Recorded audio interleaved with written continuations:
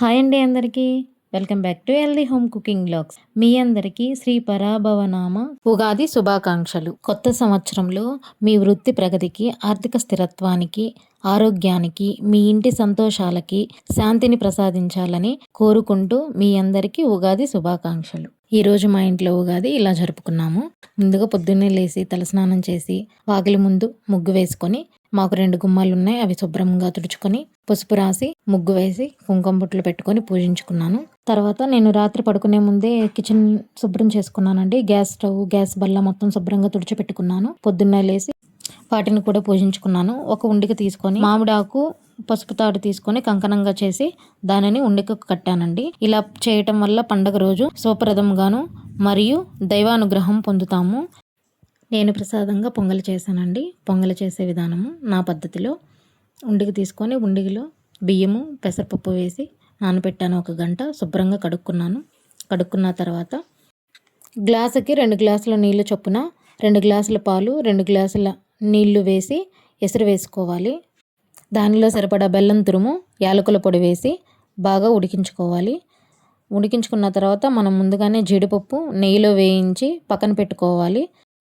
Ready అయిన పొంగలన్నంలో మనం ముందుగా నెయ్యిలో వేయించి పెట్టుకున్న జీడిపప్పు, కిస్మిస్ వేసి కలుపుకొని దేవుళ్ళకి నైవేద్యంగా పెట్టుకుంటాము. మా సింహద్వారానికి స్వస్తిక్కు, ఓంకారం, త్రిశూలం వేసి పూజ స్టార్ట్ చేశానండి. పూజకు ముందు పూజ సామాను శుభ్రం చేసి పక్కన పెట్టుకోవాలి. పటాలను కూడా శుభ్రం చేసి పక్కన పెట్టుకోవాలి. మందిరాన్ని శుభ్రం చేసుకోవాలి. వీటన్నిటిని పూజించి పటాలని, పూజ సామాను అన్నీ పూజించి బొట్లు పెట్టుకోవాలి. బొట్లు పెట్టుకున్న తర్వాత మనం పూజ స్టార్ట్ చేసుకోవచ్చు. ముందుగా పుష్పాలంకరణ చేసిన తర్వాత దీపారాధన స్టార్ట్ చేస్తే సరిపోతుంది. నైవేద్యంగా పొంగల్ పెట్టాము. దాంతోపాటుగా ఉగాది పచ్చడి కూడా చేసామండి. ఉగాది పచ్చడి ఎలా చేయాలి, ఏంది అనేది ప్రాసెస్ ఇప్పుడు మీకు చెప్తాము. ముందుగా మనం చింతపండు నానబెట్టుకోవాలండి.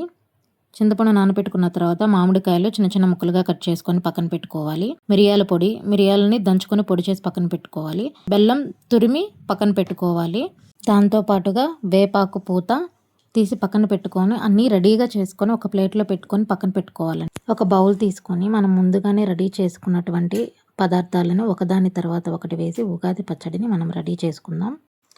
పులుపు కోసం చింతపండు గుజ్జు, వగరు కోసం మామిడి ముక్కలు, కారం కోసం మిరియాల పొడి, తీపి కోసం బెల్లం తురుము, చేదు కోసం వేపపూత, ఉప్పు వేసి ఈ 6 రుచులు వేసి మనము ఉగాది పచ్చడి తయారు చేసుకుంటామండి. ఈ ఉగాది పచ్చడిని మనం దేవుళ్ళకు నైవేద్యంగా పెట్టుకుంటాము. ఈ సంవత్సరం ఉగాది పండుగ మేము ఇలా చేసుకున్నాము. మీరు ఎలా చేసుకున్నారు ఏంటనేది నాకు కామెంట్లో చెప్పండి. ఇలాగే సపోర్ట్ చేస్తూ ఉండండి. సబ్స్క్రైబ్ చేయండి, లైక్ చేయండి, షేర్ చేయండి. Thanks for watching this video.